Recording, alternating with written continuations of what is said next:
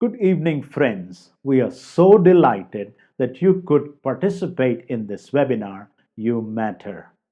Someone said the world today has so many problems that if Moses would come down Mount Sinai, the two tablets he carried would be of aspirin.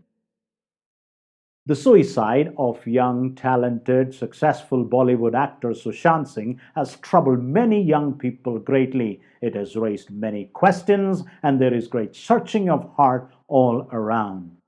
Albert Camus, the French philosopher and Nobel laureate, wrote one of the most famous opening lines in literature, and it goes like this: There is but one truly serious philosophical problem, and that is suicide. Judging whether life is or is not worth living amounts to answering the fundamental question of philosophy. It is an uncomfortable truth, but a chilling fact that more people die every year of suicide than homicide or murder. And this has been true for centuries. According to many statistics, the two major reasons for death between the age group of 15 and 44, firstly is accident, and secondly is suicide. Now, beneath all these statements and statistics lie terrible tragedies of those who died and of those who are left behind to live with their hunting void. When we talk about suicide, we often think about the pathos and the pain of the victim. Even people who did not know the person or did not like the person pour out such love and appreciation which they never did when the person was alive. But I want to ask, what about those who are left behind? I'm not just talking about the family members who have to live their remaining life with guilt, but humanity itself. I do not blame those who are lost. I feel sorry for them. But social sciences demonstrate suicide causes more suicide both among those who knew the person and among strangers who somehow identified with the victim. Therefore, staying alive has an opposite influence. It helps keep people alive. By choosing to stay alive, we are contributing something precious to the world. But for many of us, becoming someone or achieving something is more important than staying alive. We continue to perpetuate the myth that which sounds so wonderful and is well intended but can be deeply painful. It is, you can be anything you want to be. So we set our expectations very high. We expect too much from ourselves. We expect too much from others. We expect too much from life. We dream that our names would be famous, that our work would be recognized, that our marriages would be perfect, that our children would be exemplary. It is as if life has given us some desperate illness to rise above the crowd and exist individually. And when the expectation is not met, we crumble. I know of a talented, successful young man who committed suicide because his marriage failed.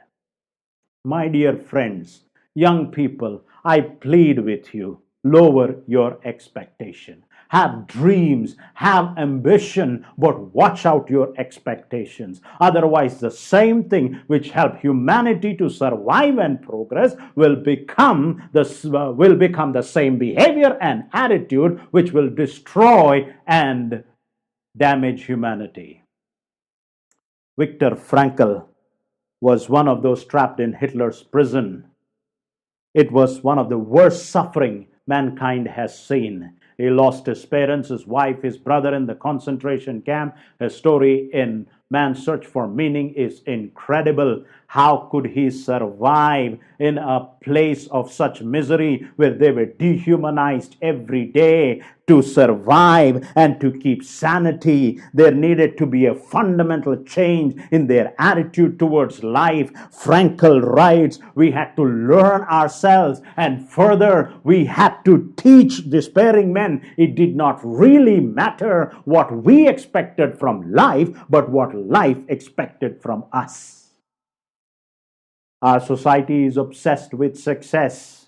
Success and failures are byproducts of, but what is infinitely important are struggles, and to struggle in the right way. Otherwise, we will see Jesus and his disciples as failures, the soldiers who lay down their lives at the border protecting the nation as failures, the medical professionals who get infected and even die serving the other infected as failures. Success stories, no matter how important, they can only encourage you. It is the stories of struggle that empower you. What kind of stories are we feeding ourselves? Every person goes through struggle, and everyone suffers uniquely. To live through this painful feeling is hard work and requires courage. One of the things that builds this kind of courage comes from recognizing that we are not alone. Everybody has thought about suicide at some point or the other. Everybody. If we can grasp that, if we can grasp the commonality that we are not alone, then pain can become easier to bear. Many times what we need is a person who gives an alternative perspective to our life. I know of a student who committed suicide because of the downward spiral of psyche. It stemmed from a feeling that he had no choice. And when we think we are unable to make choice, we feel imprisoned in ourselves. Suicidal people have tunnel vision. They think that their no choice is possible. A counselor's job is to put doors and windows in the tunnel. And this is where our friends and family play a decisive role. I vividly remember reading the letter of a young girl who thought she had exhausted all choices. She was thanking my team for saving her from suicide by broadening her perspective and thereby showing the choices that were available. Let me quickly draw your attention to a book of recent times entitled Stay, A History of Suicide and Philosophies Against It by Jennifer Hession. After two of her close friends committed suicide in close succession, she was left devastated. So she immersed herself in history, in science and philosophy of suicide, searching for answers. And this is one of the conclusions she reached to, that outside the idea that God forbids it, our society today has no coherent argument against suicide. She is not a preacher, but an intellectual historian by profession. The Bible forbids suicide because life as given by God is sacred.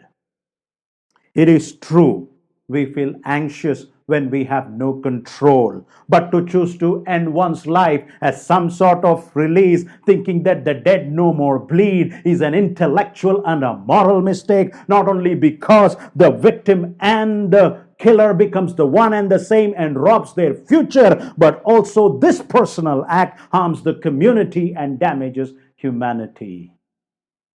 Let me bring my talk to close by pointing the three reasons why we should not choose suicide, as I mentioned before. Firstly, do not choose suicide because your life is sacred, therefore God forbids it. Secondly, do not choose suicide because you owe it to humanity, you owe it to the society to be alive. Suicide causes irreparable damage to your family and to humanity. Thirdly, do not choose suicide because you owe it to your future. Your life matters, my friend. Therefore, shall we watch our expectations? Watch out your expectation from yourself, from your friends, and from life itself. Not just stories of success. It is important that we learn stories of struggle because it is the stories of struggle that empower us.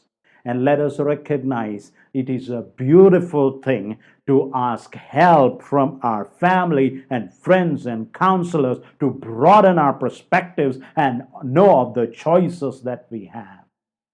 We are humanity. Humanity needs us because we are it. My friend, your life matters. Thank you.